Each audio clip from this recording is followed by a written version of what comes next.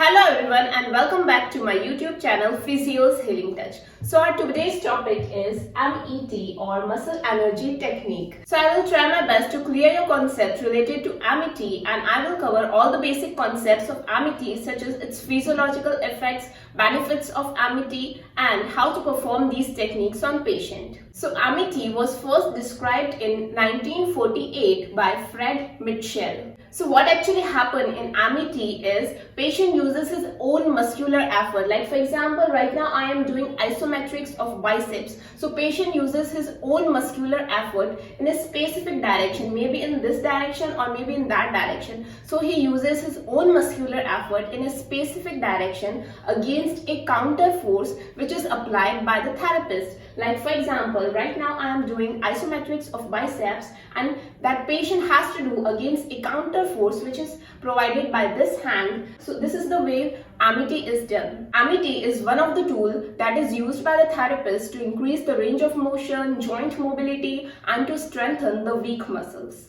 Now next is physiological effects of MET. So these are the two main physiological effects that MET produces. So first is post-isometric relaxation and second is reciprocal inhibition. So understanding both these concepts are really important if you want to apply MET concept on patient. So pay attention carefully. So post-isometric relaxation means whenever I am doing any isometrics of any muscle, like for example right now I am doing isometrics of biceps muscle. So during these isometric, after some time there will be relaxation of these muscles of biceps muscles and that is known as post-isometric relaxation. That means after a isometric contraction of any muscle, there will be relaxation of that muscle which is known as post-isometric relaxation. Next is reciprocal inhibition. I guess maximum of you already know about this concept. So in reciprocal inhibition, what actually happens is if I am doing isometric contraction of triceps muscle, if I am doing isometric contraction of triceps muscle which is agonist here, then there will be relaxation of the opposite muscle. That means there will be relaxation of biceps muscle. So if I am doing isometrics of triceps, there is relaxation of biceps muscle. And if I am doing isometrics of biceps muscle, then there will be relaxation of the opposite muscle, that is triceps. So this is what happens in a reciprocal inhibition. So now let me tell you both these things through a diagram. First I will tell you about the post-isometric relaxation method. So this is the bicep muscle, this is the triceps muscle, this is the humerus ulna and this is the cut section of spinal cord. So this is the posterior horns and this is the anterior horn cells.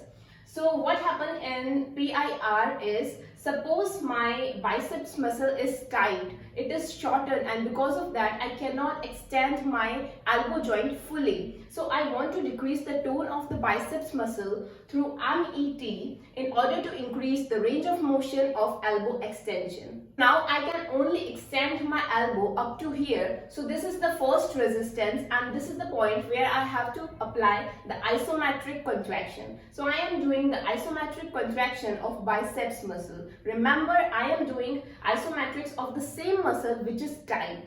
So I am doing isometrics of biceps muscle. For 7 to 10 seconds, I will apply 20% of my maximum voluntary contraction in order to produce a isometric contraction. So while I am doing isometric contraction of biceps for 7 to 10 seconds, it is actually activating the GTO, Golgi tendon organ of biceps muscle.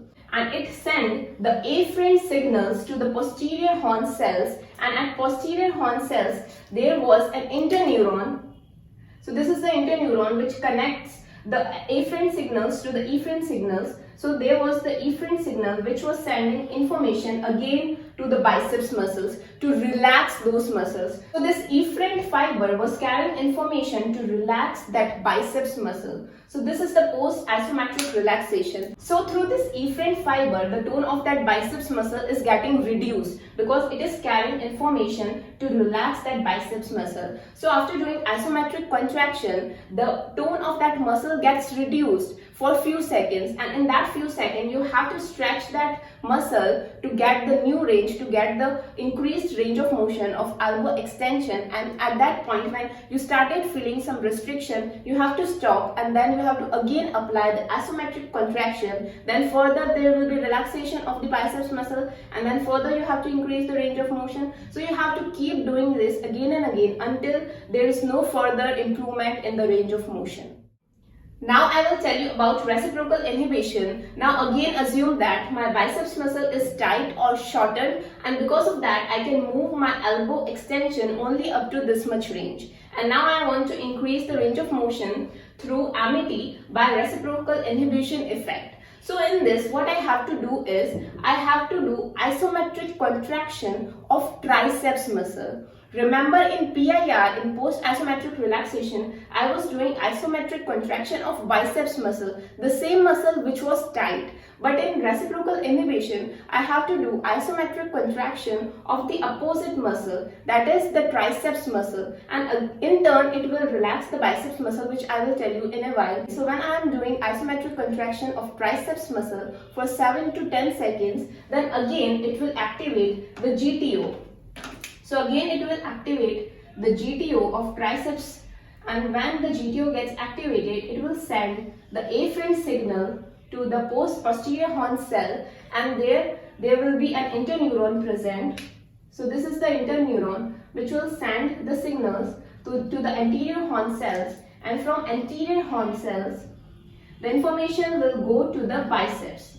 So the information will go to the biceps and it will relax the biceps. That's why it is known as reciprocal inhibition, because it is relaxing the opposite muscle. So don't get confused in PIR and reciprocal inhibition. In PIR, we do the isometric contraction of the same muscle which is tight, and in reciprocal inhibition, we do isometrics of the opposite muscle, because it will in turn relax the muscle which we wanted to relax. In MET, we mostly use post-isometric relaxation method because it is more powerful than reciprocal inhibition. But in some cases, when there is any acute injury or pain present in the agonist muscle, then we can use reciprocal inhibition, because in that case, if there is any injury present in that agonist muscle, patient cannot perform the contraction of that muscle. So in that case, we can use reciprocal inhibition, because in reciprocal inhibition, patient uses the opposite muscle. So there will be isometric contraction of the opposite muscle, and patient does not contract the main muscle, the agonist muscle, which is shortened.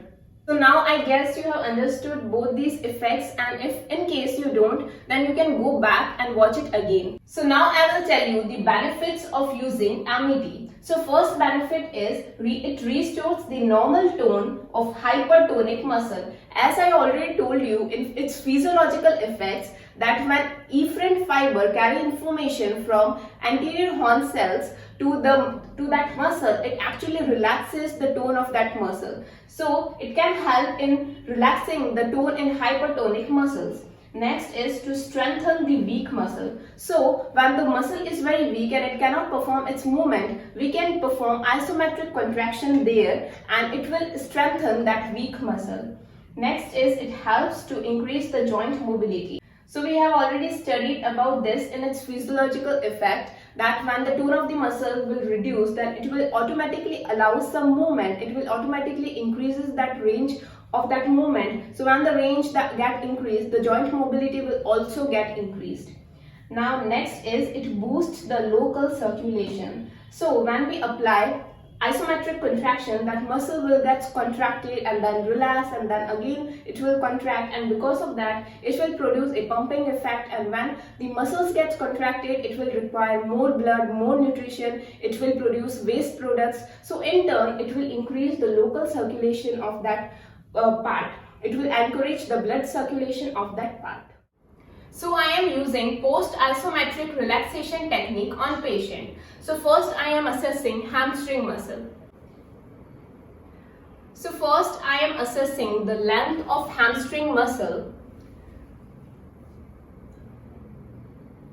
So I can feel that at this point I can feel some tension in the muscle, and this point is known as point of bind or restrictive barrier. At this point, patient does not feel any restriction, but the therapist can feel some palpable tension in the muscle.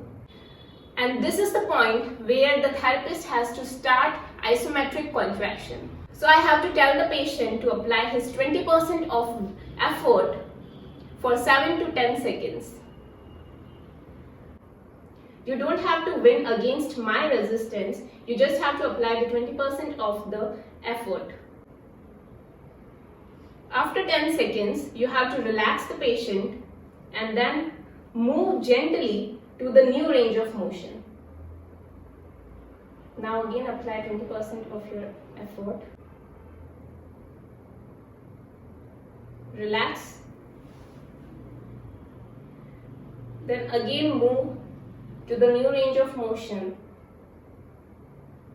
Apply. So you have to keep repeating this until you feel there is no further increase in the range of motion. Normally we repeat for 3 to 4 repetitions. When you relax the patient after isometric contraction, you don't have to forcibly push the limb towards the new range of motion. You have to gently move the patient limb to the new range of motion, because if you will push forcibly to the new range of motion, it will stretch those muscles and it will activate the muscle spindle. That will in turn activate those muscles, it will contract those muscles, and we don't want that. We want to relax those muscles. That's why we will gently push the limb towards the new range of motion. I have tried to cover all the points of Amity. It was just a basic lecture. I didn't go much deep into Amity, but yeah, this was it, and I hope you understood it well. And if you liked my video, then please hit the like button and subscribe to my YouTube channel Physios Healing Touch.